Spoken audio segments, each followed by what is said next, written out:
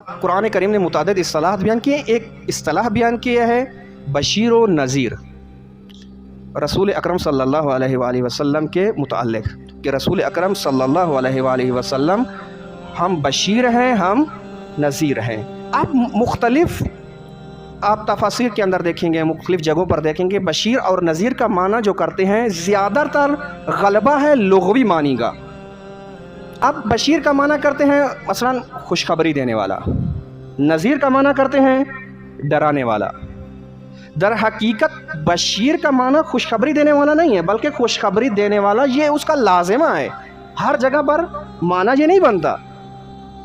اب آپ متعدد قرآن کی آیات دیکھیں، ان کی جو قرآن کے اندر ان کی خود بعض قرآن کی آیات نے تفسیر کی ہے. آپ کو معلوم ہوگا کہ بشیر کا معنی فقط البتہ ایک معنی یہ ہے، ایسا نہیں ہے کہ کلن نفی ہے، لیکن معنی جامع یہ نہیں ہے. بشیر کہتے ہیں امید دلانے والے کو، ابشار امید کو کہتے ہیں، بشارت امید کو کہتے ہیں آپ اگر اصطلاحی قرآنی معنی دیکھیں تو. اور نذیر کہتے ہیں خطروں سے آگاہ کرنے والا، ڈرانے والا نہیں. جب آپ کو کوئی خطروں سے آگاہ کرتا ہے اس کا لازمہ خوف ہے، آپ ڈر جاتے ہیں، لیکن جو آپ کو خطروں سے آگاہ کر رہا ہے اس کا مقصود آپ کو ڈرانا نہیں ہے. بعض اوقات اس کا مقصود آپ کو بلند کمالات تک لے جانا ہے، بعض اوقات اس کا مقصود آپ کو رشد دینا ہے، بعض اوقات اس کا مقصود آپ کو ان خطرات سے نجات دلانا ہے. متکلم کی مراد یہ نہیں ہے کہ آپ کو حتماً ڈرائے، وہ آپ کو آگاہ کرنا چاہتا ہے وہ مشکلات سے، مصائب سے، خطرات سے، لیکن اس کا بعض اوقات لازمہ جو ہے خوف بھی نکل آتا ہے. یہ قرآن کریم کا ہے. بشیر اور نذیر رسول اکرم صلی اللہ علیہ وآلہ وسلم کے متعلق بیان کیا.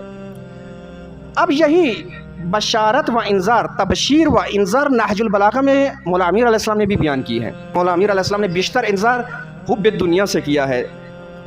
یہ ایسا خطرہ ہے کہ آپ کو نابود کر دے گا، یہ انذار ہے. اب ڈرانا مقصود نہیں تھا مولا امیر علیہ السلام کا، بلکہ آپ کو بلندی کے مقام پر لے جانا مقصود ہے، آپ کو اس خطرے سے بچانا اور آگاہ کرنا منظور ہے. اسی طرح اگر ہم نے کربلا کو صحیح سمجھنا ہے، کربلا کی گہرائی تک جانا ہے، کربلا کے اندر جو معارف ہیں ان کو جاننا ہے، امام حسین علیہ السلام کے ساتھ ہمیں سفر کرنا ہوگا.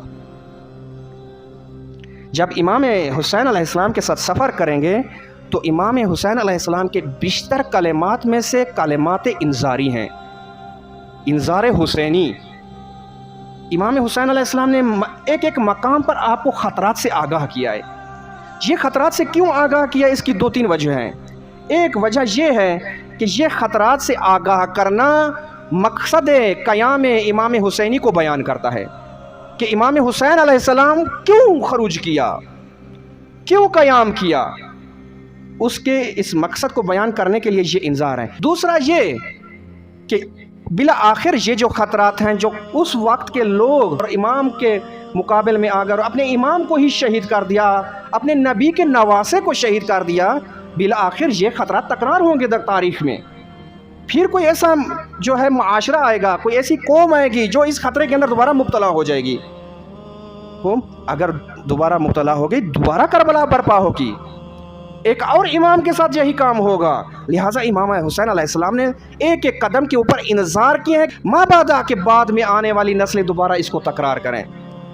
یہ ہے انذار حسینی. پچھلے جلسے میں، پچھلی مجلس میں ایک انذار بیان کیا تھا کہ امام علیہ السلام نے فرمایا تھا فَكَأَنَّ الدُّنْيَا لَمْ تَكُنْ، دنیا گویا ایسے ہے کہ جیسے ہے ہی نہیں. فَكَأَنَّ الْآخِرَةَ لَمْ تَزَلْ، اور آخرت ہمیشگی ہے، ابدی ہے، اصلاً اس کو تمامی ہی نہیں ہے. یہ ایک خطرہ بیان کیا تھا.